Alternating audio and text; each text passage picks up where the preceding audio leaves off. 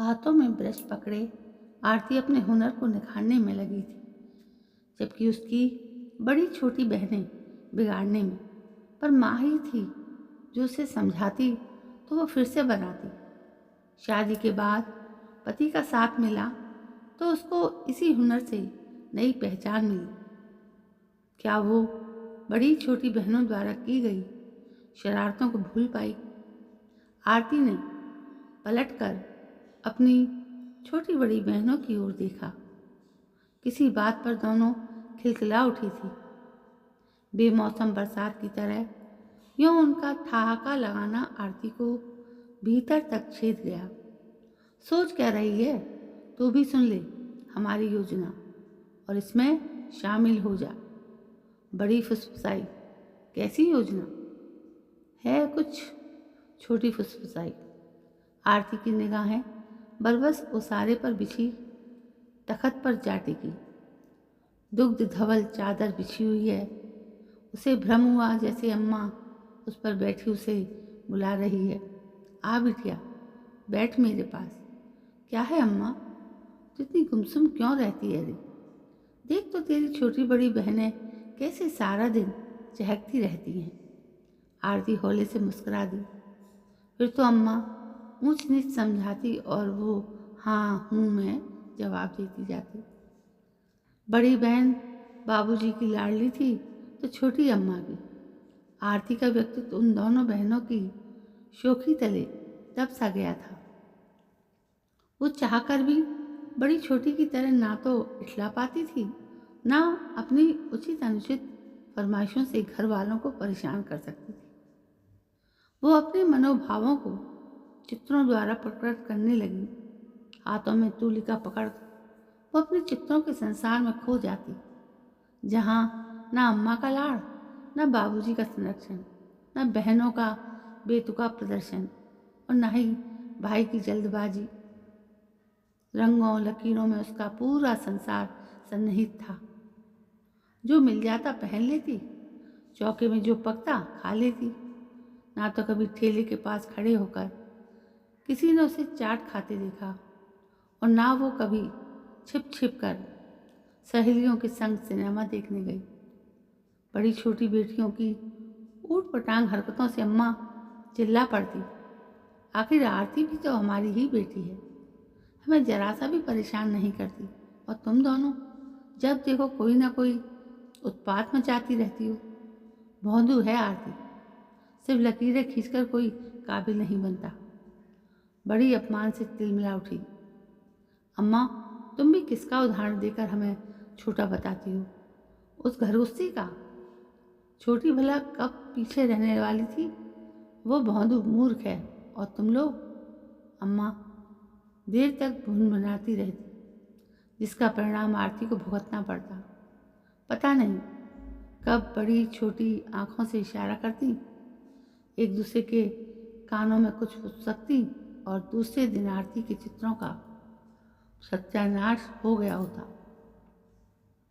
फटे कागज के बिखरे टुकड़े, लुढ़का रंगों का प्याला, ब्रश की ऐसी हालत कर दी गई होती कि वो दोबारा किसी काम के ना रहे। बिलखती आरती अम्मा से फरियाद करती, अम्मा अम्मा देखो मेरी पेंटिंग की हालत, मैंने कितनी मेहनत से बनाई थी। फिर से बना लेना, हाथ का हुनर भला कोई छीन सकता है? अम्मा आरती को दिलासा देकर अपनी छोटी बड़ी बेटियों पर बरस पड़ती।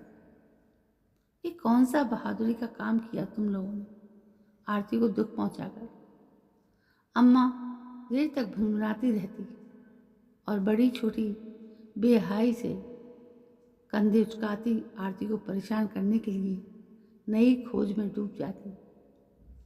वहीं वे दोनों आज आरती को किस योजना में शामिल होने का न्योता दे रही हैं, इसे आरती पर का निश्चल हृदय खूब समझता है। अम्मा की 13वीं हुई अभी 2 दिन भी नहीं बीते। नाते रिश्तेदार एक एक कर चले गए, सिर्फ बच गए हम 5 भाई बहन।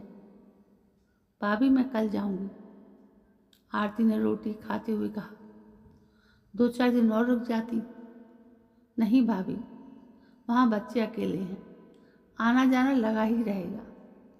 जिस घर में उसका जन्म हुआ, पली बड़ी, जवान हुई, सपनों ने उड़ान भरी, वहाँ से निकल जाना ही उचित है।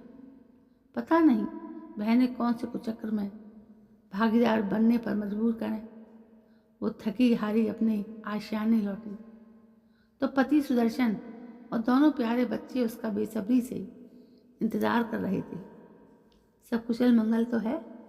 नहा धोकर फ्रेश हो जाओ, मैंने डिनर तैयार कर लिया है। पति का स्नेह, बच्चों का अम्मा अम्मा करके लिपटना, वो सारी कड़वाहटें भूल गई। ये तुम्हारे लिए। क्या है लिफाफे में? स्वतंत्रता दिवस पर बनाई गई तुम्हारी पेंटिंग। पोस्टर को प्रथम स्थान मिला है। बुलाहट है दिल्ली के लाल किले पर पुरस्कार के लिए। उसी का निमंत्रण पत्र है। अम्मा, हम भी चलेंगे लाल किला देखने। बच्चे मचल उठे। अरे सभी चलेंगे, चलने की तैयारी करो।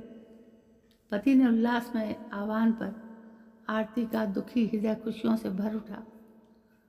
जिस हुनर को मायके से हंसी का पात्र बनना था, वही पुरुषार्थी पति का सहयोग पाकर राष्ट्रीय व अंतर्राष्ट्रीय पहचान बना रहा है। माँ, ये तुम्हारा प्यार है। शायद इसने मुझे कभी भी कमज़ोर पड़ने नहीं दिया, अपने मार्ग से भटका ना सका, और जिसकी वजह से मेरा जुनून मेरी ताकत बना। मन ही मन सोचती आरती का भावुक होना स्वाभाविक था। आरती का मन बाकी पुरानी यादों में खो गया। खामोश, काम से काम रखने वाली आरती को अपने सहकर्मी के विनम्र, सुलझे हुए साहसी स्वभाव ने आकर्षित कर लिया। अनाथ यश का प्रस्ताव, मुझसे विवाह करोगी? माँ से बात करनी पड़ेगी, कहती हुई आरती ने नजरें झुका ली। उसने डरते डरते माँ से बात की। माँ, यश आपसे मिलना चाहता है, मेरा सहकर्मी है। किस लिए? अनुभवी माँ की आंखें चौड़ी हो गईं। यश की सज्जनता को देखकर परिवार वाले बहुत प्रभावित हुए, किंतु विजातीय विवाह की अनुमति नहीं। लोग क्या कहेंगे? बहनों ने घर सिर पर उठा लिया। विवाह में खर्च कौन करेगा? इस बार आरती ने दिल से काम लिया। कोर्ट में विवाह करेंगे। दूल्हे के संग माँ का आशीर्वाद लेने पहुंची। तब सब ने मुंह मोड़ लिया, किंतु माँ के मुंह से निकला, सदा सुहागिन रहो। बचपन से ही आरती को पेंटिंग, कढ़ाई सिलाई के अलावा रचनात्मक कार्यों में अभिरुचि थी। पति का साथ पाकर उसने अपनी प्रतिभा को निखारना शुरू किया। उसकी खूबसूरत डिजाइन के परिधानों ने लोगों का ध्यान आकर्षित किया। मांग बढ़ने लगी। इसी बीच वो 2 बच्चों की माँ बनी। ससुराल में कोई था नहीं और मायके से कोई उम्मीद नहीं। इधर बुटीक का काम चल निकला। नौकरी पहले ही छोड़ चुकी थी वो। अब पति ने भी अपना पूरा समय बुटीक को देना शुरू कर दिया।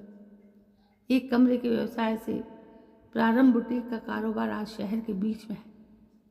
आज उसकी आमदनी हजारों में है।